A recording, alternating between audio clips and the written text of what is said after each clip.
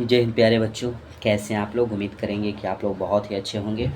तो बच्चों, मैं आपके सामने लेकर के आया हूँ लूसेंट किताब का साथियों निचोड़। जीके जीएस का साथियों शानदार क्लास।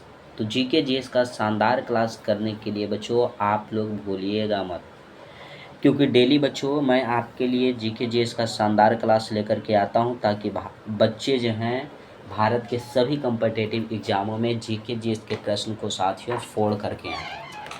वैसा ना हो साथियों कि बच्चों से एक आध भी प्रश्न छूटे। अगर जो बच्चे मेहनत से पढ़ते हैं और हमारे साथ जोड़कर पढ़ाई कर रहे हैं, उनका जीके जीएस का बच्चों बेस से लेकर के हायर स्टैंडर्ड तक का जीके जीएस कंप्लीट हो जाएगा। ठीक है, क्योंकि मैं बच्चों चपरासी से लेकर के यूपीएससी लेवल तक के एग्ज़ामों के बच्चों प्रीवियस ईयर क्वेश्चन को लेकर के आता हूँ, ताकि बच्चों को हर एक प्रश्न बन जाए। और यहाँ लूसेंट का निचोड़ लेकर के आता हूँ बच्चों।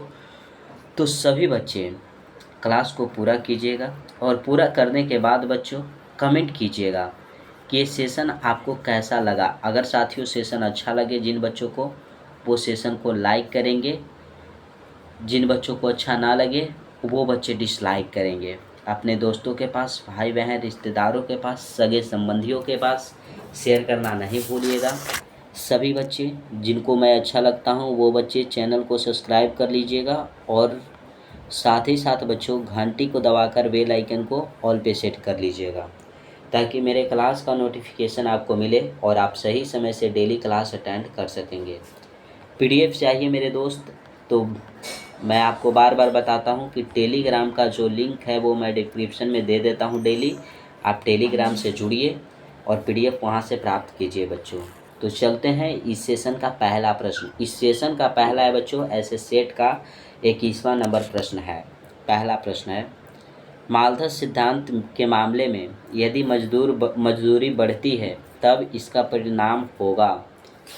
कहा जा रहा है बच्चों कि मालथस सिद्धांत है, मालथस सिद्धांत बच्चों, इनके मामलों में यदि मजदूरी बढ़ती है तब इसका परिणाम क्या होगा। परिणाम क्या होगा बच्चों। अगर देखिए मजदूरी बढ़ जाएगी ना बच्चों, तो जनसंख्या भी वृद्धि होगा। क्या होगा, जनसंख्या में वृद्धि, क्योंकि आपको अगर मजदूरी आधा ज़्यादा मिलने लगे तो आपकी जनसंख्या में वृद्धि अवश्य कीजिएगा, ताकि ज़्यादा से ज़्यादा इनकम हो हमारे पास। ठीक है, अगला प्रश्न है। प्रश्न कहता है कि फारसी साप्ताहिक मिरात उल अखबार किसने प्रकाशित किया। फारसी साप्ताहिक मिरात उल अखबार जो है बच्चों, इसको प्रकाशित किसने किया। लाला लाजपत राय, राजा राम मोहन राय, सर सैयद अहमद खान, मौलाना शिबली नौमिनी। बताइएगा। यहाँ पे बच्चों राजा राम मोहन राय जो देख रहे हैं, इन्होंने ब्रह्म समाज की स्थापना की है। ब्रह्म समाज की अगर स्थापना की बात किया जाए तो राजा राम मोहन राय ने बच्चों 1828 ईस्वी में किया था। सती प्रथा का अंत बच्चों राजा राम मोहन राय की सिफारिश पे ही 1829 ईस्वी में किया गया था, ये याद रखिएगा। और फारसी साप्ताहिक मिरात उल अखबार के जो प्रकाशित किए हैं, ये राजा राम मोहन राय जी ने ही प्रकाशित किए हैं। क्या साथियों यहाँ तक क्लियर हो जाएगा। क्लियर हो जाएगा साथियों, बताइएगा सभी बच्चे। लाला लाजपत राय बच्चों, पीएनबी पंजाब नेशनल बैंक की स्थापना किसने की। तो लाला लाजपत राय ने किया बच्चों। इनको पंजाब केसरी भी कहा जाता है। पंजाब केसरी, पंजाब केसरी बच्चों किसे कहा जाता है, तो लाला लाजपत राय को कहा जाता है। क्या दोस्तों यहाँ तक क्लियर है। ऑप्शन बी को सभी बच्चे लॉक कर लीजिएगा। मैं अगले प्रश्न की ओर चलूँगा आपको लेकर के। अगला प्रश्न देखिएगा बच्चों। प्रश्न कहता है, तरलता जाल की अवधारणा किसने प्रकाशित की। तरलता जाल की जो अवधारणाएं हैं मेरे भाई, इसको प्रकाशित किसने किया वो आपसे पूछा जा रहा है। तो इसको प्रकाशित करने वाले, जो विकसित करने वाले हैं बच्चों, विकसित तरलता जाल की अवधारणाएं को विकसित करने वाले जो व्यक्ति हैं वो हैं मेरे भाई किन्स। कौन है, किन्स। किन्स ने तरलता जाल की अवधारणा को विकसित किया। ऑप्शन बी आपका राइट आंसर होगा। अगला प्रश्न, हिंदू महासभा के संस्थापक कौन थे। हिंदू महासभा के संस्थापक बच्चों मदन मोहन मालवीय थे। लाला लाजपत राय ने हमने बताया बच्चों पीएनबी पंजाब नेशनल बैंक की स्थापना किए। इनको पंजाब केसरी कहा जाता है, पंजाब केसरी बच्चों कहा जाता है, केसरी। ठीक है। मदन मोहन मालवीय ने बच्चों बनारस हिंदू विश्वविद्यालय की स्थापना किए थे। हिंदू विश्वविद्यालय, विश्वविद्यालय बच्चों, विद्यालय, विश्वविद्यालय की क्या किए थे? स्थापना किए थे। क्लियर है दोस्त? यहाँ तक क्लियर है तो सभी बच्चे बताइएगा। अगला प्रश्न ऑप्शन बी को सभी बच्चे नोट कर लीजिएगा तो सही है आपका ऑप्शन बी। अगला प्रश्न है, सेशन अच्छा लग रहा हो बच्चों तो सभी बच्चे लाइक और शेयर कर दीजिएगा और चैनल को सब्सक्राइब करना नहीं भूलिएगा। ज़्यादा से ज़्यादा बच्चों तक शेयर कीजिएगा मेरे भाई। प्रश्न आता है जरासंघ संघ के राष्ट्र संघ के मेरे दोस्त राष्ट्र संघ के सचिवालय का मुख्यालय किस नगर में स्थापित किया गया था? बताइएगा किस नगर में स्थापित किया गया? लंदन में, पेरिस में, जेनेवा में, बर्लिन में। क्या दोस्तों यहाँ तक क्लियर है? तो बच्चों राष्ट्र संघ के जो सचिवालय है उसका हेड क्वार्टर बच्चों जेनेवा में स्थापित किया गया था। जेनेवा पड़ता है कहाँ? तो ये बच्चों स्विट्जरलैंड में। कहाँ पे दोस्त? स्विट्जरलैंड में। जेनेवा में बच्चों WHO का मुख्यालय है। ठीक है। WTO का भी मुख्यालय है बच्चों। रेड क्रॉस का भी मुख्यालय है। रेड क्रॉस का मुख्यालय। ये सभी का मुख्यालय कहाँ है दोस्त? जेनेवा में है। पेरिस को फैशन की नगरी बोला जाता है। फैशन की नगरी किसे कहा जाता है? तो पेरिस को कहा जाता है। फ्रांस का बच्चों राजधानी है। फ्रांस की राजधानी पेरिस हो जाएगा। क्लियर है दोस्त? क्लियर है तो सभी बच्चे बताइएगा यहाँ तक क्लियर है। अगले प्रश्न की ओर चलेंगे दोस्तों। प्रश्न की ओर ध्यान दीजिएगा और क्लास में बच्चों बेहतरीन ढंग से आप लोग ध्यान दीजिए ताकि सभी प्रश्न आपसे बने। प्रश्न कहता है अवध का संस्थापक कौन था? अवध का संस्थापक जो था बच्चों वो पूछा जा रहा है कौन था, आप बताइएगा। तो सआदत खान जो था बच्चों, सआदत खान यह अवध का संस्थापक था। ऑप्शन बी राइट आंसर हो जाएगा। अगर बच्चों हम पूछें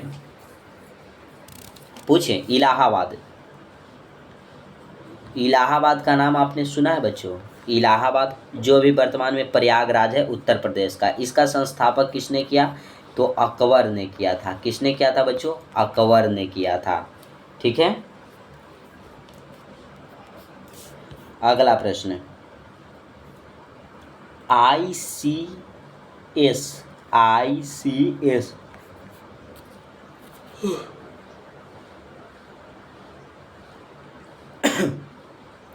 आईसीएस परीक्षा बच्चों जो है एक साथ इंग्लैंड और भारत में कब लेनी प्रारंभ की गई? बताइएगा। आईसीएस परीक्षा को एक साथ इंग्लैंड और भारत में कब से लेना प्रारंभ किया गया? 1912, 1922, 1932, 1935। तो आईसीएस जो परीक्षा है बच्चों इसकी शुरुआत हुई थी चीन में। सबसे पहले बच्चों कहाँ से शुरुआत हुई थी? स्टार्ट कहाँ पे हुई थी? तो चीन में हुई थी। लेकिन भारत में जो लेनी प्रारंभ हुई थी 1922 ईस्वी में इंग्लैंड और भारत में साथ साथ ली गई थी। ठीक है। क्या बच्चों यहाँ तक क्लियर है?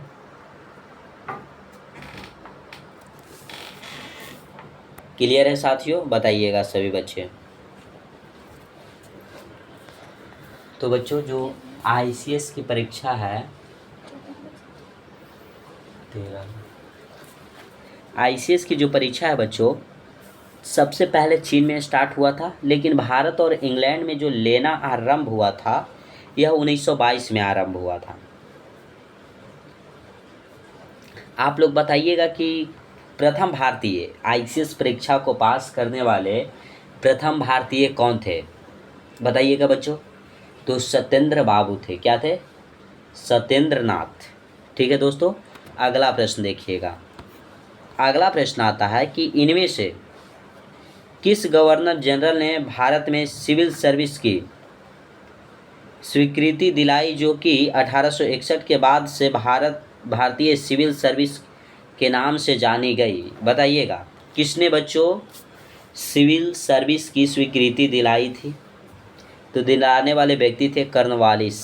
कौन थे बच्चों? कर्नवालिस। ऑप्शन नंबर सी आपका राइट आंसर हो जाएगा। क्लियर है दोस्तों? अगला प्रश्न देखिएगा, अगला क्या कहता है। प्रश्न है बच्चों कि लेटेराइट मृदा कहाँ पाई जाती है? लेटेराइट मृदा, मृदा जानते हैं, मिट्टी को कहा जाता है। मिट्टी जो है बच्चों यह 8 प्रकार के होते हैं। कितने प्रकार के होते हैं मेरे दोस्त? 8 प्रकार के होते हैं।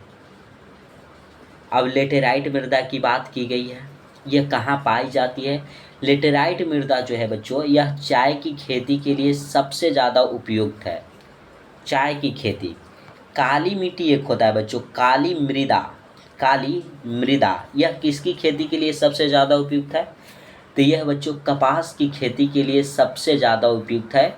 और ज़्यादातर ये बच्चों गुजरात में आपको देखने को मिलेगा, महाराष्ट्र में आपको देखने को मिलेगा।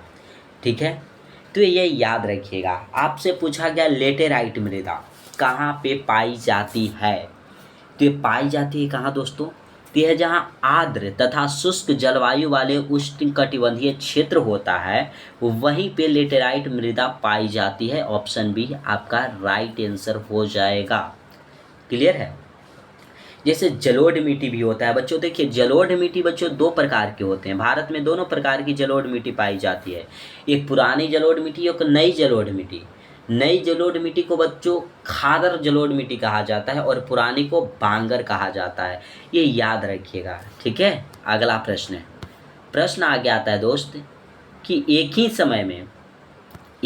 समय में कंपन करने वाले स्थानों को जोड़ने वाली रेखाओं की श्रृंखला कहलाती है। बताइएगा, एक ही समय में जो कंपन करने वाली स्थानों को जोड़ने वाली रेखाओं की श्रृंखला है वो क्या कहलाती है मेरे दोस्त?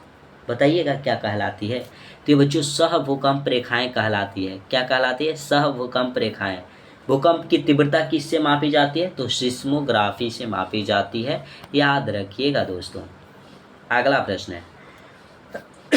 प्रश्न कहता है निम्नलिखित में से कौन सा राज्य भारत में मैग्नीज का सर्वाधिक उत्पादन करता है? निम्नलिखित में से कौन सा स्टेट है, कौन सा राज्य है जो भारत में मैग्नीज का सूत्र Mn होता है दोस्तों, मैग्नीज का सर्वाधिक उत्पादन करता है? बच्चों देखिएगा, महाराष्ट्र में हमने बोला आपको कपास की खेती सबसे अधिक होती है, कपास। मध्य प्रदेश में बच्चों सोयाबीन, इसीलिए मध्य प्रदेश को जानिएगा सोया प्रदेश भी कहा जाता है। सोया प्रदेश। आपसे पूछा जाएगा सोया प्रदेश किस राज्य को कहा जाता है? तो मध्य प्रदेश को कहा जाता है। कपास की खेती सबसे अधिक महाराष्ट्र में होता है। कर्नाटक में बच्चों सोना का उत्पादन सबसे अधिक होता है। सोना, गोल्ड बच्चों जो आभूषण बनाकर पहनते हैं, तो सोना सबसे अधिक कर्नाटक में मेरे दोस्त। तो बच गया आपका उड़ीसा। मैग्नीज का उत्पादन जो है भारत के उड़ीसा राज्य सबसे अधिक करता है। ऑप्शन नंबर आपका डी जो है मेरे भाई यह करेक्ट आंसर यानी कि राइट आंसर हो जाएगा। क्लियर है दोस्तों? अगला प्रश्न है। प्रश्न अगला कहता है मेरे भाई कि निम्नलिखित में से क्या दोस्त, निम्नलिखित में से कौन से दक्षिण भारत की सबसे ऊंची चोटी है?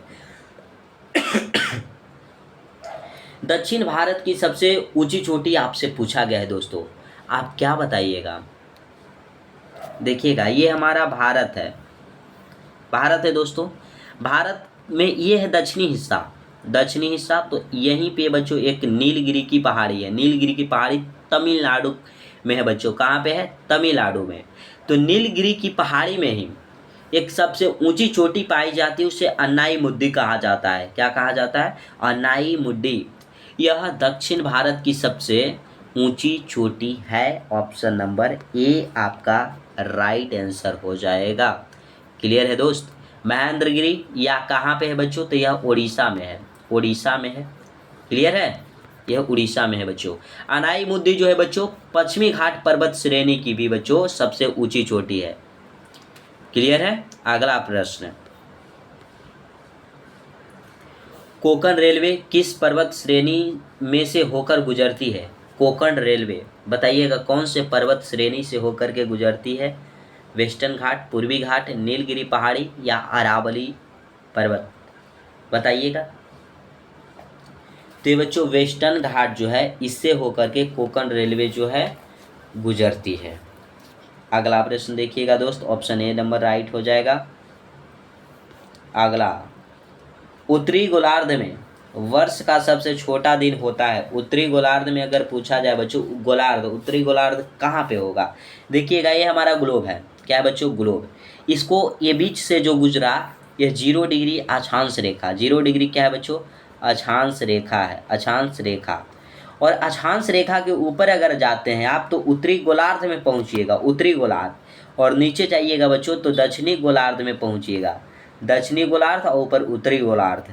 तो ये उत्तरी गोलार्ध जो है बच्चों, उत्तरी गोलार्ध में ही हमारा भारत यहाँ पे है। कहाँ पे बच्चों? यहाँ पे हमारा भारत है। क्लियर है? तो उत्तरी गोलार्ध में जो सबसे छोटा दिन होता है वो होता है बच्चों 22 दिसंबर को। कब होता है? 22 दिसंबर। ऑप्शन नंबर बी आपका राइट आंसर होगा। अगला प्रश्न है दोस्तों कि भारत के कुल यात्री परिवहन में सड़क परिवहन का योगदान कितना है? भारत में बच्चों कुल यात्री परिवहन, जितना यात्री परिवहन करता है यानी कि बच्चों मार्ग से होकर के गुजरता है, ये समझिए मार्ग है बच्चों, यात्रीगण यहाँ से जा रहे हैं तो ये सड़क मार्ग है। ये क्या है? ये सड़क मार्ग है। इस सड़क से बच्चों कितना प्रतिशत व्यक्ति जो हैं जो यहाँ से परिवहन करता है यानी यहाँ से जाता है? 20, 40, 60, 80, क्या बताइएगा आप लोग? तो भारत के 80% जो लोग हैं बच्चों, 80% लोग यह सड़क से परिवहन करता है। ऑप्शन नंबर डी राइट हो जाएगा। क्लियर है? अगला प्रश्न है, वायुमंडल में सर्वाधिक मात्रा में विद्यमान अक्रिय गैस कौन सी है? बताइएगा। वायुमंडल में बच्चों सबसे अधिक मात्रा में विद्यमान अक्रिय गैस, अक्रिय यानी निष्क्रिय गैस बच्चों नोबेल गैस बोल लेते हैं या ग्रुप 18 की गैस बोल लेते हैं। वर्ग 18, वर्ग बच्चों वर्ग 18 में जो गैस है वो अक्रिय गैस है। तो वर्ग 18 की कौन सी गैस है जो वायुमंडल में सबसे अधिक मात्रा में पाई जाती है? आर्गन, क्रिप्टन, हीलियम, नियॉन, क्या बताइएगा सभी बच्चे? तो आर्गन जो है बच्चों सबसे अधिक मात्रा में पाई जाती है, जिसकी परमाणु संख्या 18 है, उसका संकेत Ar हो जाएगा। क्लियर है दोस्त? अगला प्रश्न नहीं, इसी में और कुछ पूछेंगे। वायुमंडल में बच्चों सर्वाधिक कौन सी गैस पाई जाती है? सर्वाधिक बच्चों कौन सी गैस पाई जाती है? तो सर्वाधिक बच्चों नाइट्रोजन पाई जाती है। इनटू कितना परसेंट? 78% बच्चों। ऑक्सीजन की अगर मात्रा पूछा जाए वायुमंडल में तो 21%। कार्बन डाइऑक्साइड बच्चों CO2 की मात्रा 0.03%। क्लियर है दोस्त? ये सभी को सभी बच्चे नोट डाउन कर लीजिएगा। अगले प्रश्न पे चलेंगे। अगला, भारत के भौगोलिक मानचित्र कौन तैयार करता है?